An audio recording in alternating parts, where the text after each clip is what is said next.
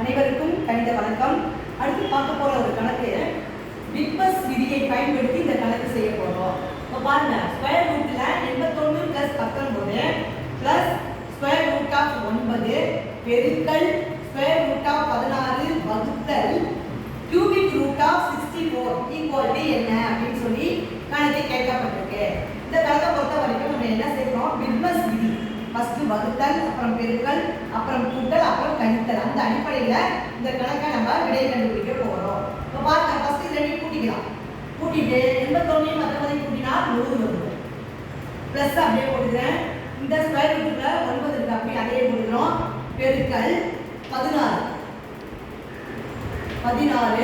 அடுத்து வகுத்தல் ஸ்கொயர் ரூட்ல 60 கியூபிக் ரூட்ல இருக்கு 64. இப்போ அடுத்த ஸ்டெப்ல என்ன செய்றோம், ஸ்கொயர் ரூட்ல 100 அப்படியே போட்டுக்கிறோம். பிளஸ் இந்த இதையும் 9 அப்படியே போட்டுக்கிறோம். பெருக்கல் இதை ஃபர்ஸ்ட் பிராக்கெட்ல போட்டுக்கிறோம். ஸ்கொயர் ரூட் ஆஃப் 16 வகுத்தல் கியூபிக் ரூட் ஆஃப் 64.